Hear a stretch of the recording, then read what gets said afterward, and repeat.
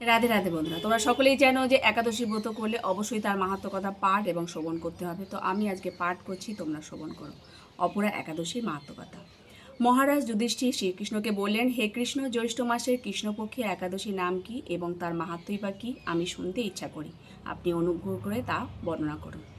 শ্রীকৃষ্ণ বললেন, হে মহারাজ, মানুষের মঙ্গলের জন্য আপনি খুব ভালো প্রশ্ন করেছেন। বহু পুণ্য প্রদানকারী, মহাপাপ বিনাশকারী ও পুত্র দানকারী এই একাদশী অপরা নামে খ্যাত। এই ব্রত পালনকারী ব্যক্তি জগতে প্রসিদ্ধি লাভ করে। ব্রহ্মহত্যা, গোহত্যা, ভ্রূণ হত্যা, পরনিন্দা, পরস্ত্রীগমন, মিথ্যা ভাষণ প্রভৃতি গুরুতর পাপ এই ব্রত পালনে নষ্ট হয়ে যায়। যারা মিথ্যা সাক্ষ্য দান করে, ওজন বিষয়ে ছলনা করে, শাস্ত্রের মিথ্যা ব্যাখ্যা প্রদান করে, জ্যোতিষের মিথ্যা গণনা ও মিথ্যা চিকিৎসায় রত থাকে, তারা সকলেই নরক যাতনা ভোগ করে। এই সমস্ত ব্যক্তিরাও যদি এই ব্রত পালন করে তবে তারা সমস্ত পাপ থেকে মুক্ত হয়।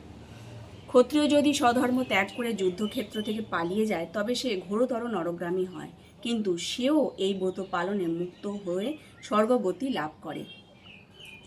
মকর রাশিতে সূর্য অবস্থানকালে মাঘ মাসের প্রয়াগ স্নানে যে ফল লাভ হয়, শিবরাত্রিতে কাশীধামে উপবাস করলে যে পুণ্য হয়, গয়াধামে বিষ্ণু পাদপদ্মে পিণ্ডদানে যে ফল পাওয়া যায়, সিংহ রাশিতে বৃহস্পতির অবস্থানে গৌতমী নদীতে স্নানে, কুম্ভে কেদারনাথ দর্শনে, বদ্রিকাশ্রমের যাত্রায় ও বদ্রীনারায়ণ সেবায়, সূর্যগ্রহণে, কুরুক্ষেত্রের স্নানে, হাতি ঘোড়া স্বর্ণ দানে এবং দক্ষিণাসহ যজ্ঞ সম্পাদনে যে ফল পাওয়া যায়, এই ব্রত পালন করলে অনায়াসে সেই সকল ফল লাভ হয়ে থাকে।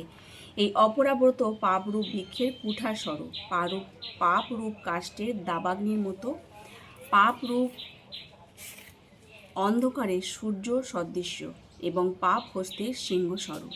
এই ব্রত পালন না করে যে ব্যক্তি জীবন ধারণ করে, জলে বুদবুদের মতো তার জন্ম মৃত্যু কেবল সার হয়। অপরা একাদশীতে উপবাস করে বিষ্ণু পূজা করলে সর্বপাপ মুক্ত হয়ে বিষ্ণু লোকে গতি হয়। এই ব্রতকথা পাঠ ও শ্রবণ করলে সহস্র গোদানের ফল লাভ হয়।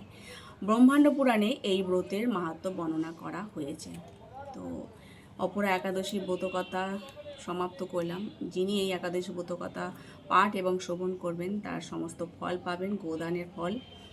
আর এই একাদশীটা বিশেষ মাহাত্ম্য, অনেক কিছু লাভ হয় এবং অনেক পর্বত সমান পাপ রাশি ক্ষয় হয়। আর এটা ভগবান যুধিষ্ঠির মহারাজকে বলেছেন। তো সকলে শ্রবণ করলেন। আর অবশ্যই একাদশীর দিন হরিবাসর, হরিনাম, হরিচিন্তা আর ভগবতম গীতা এগুলো পাঠ করলে অনায়াসে তার দিনটি ভালো যাবে। রাত্রি জাগরণ করলে আরও বেশি ভালো সম্ভব হয়। তো আজকের মতো রাধে রাধে।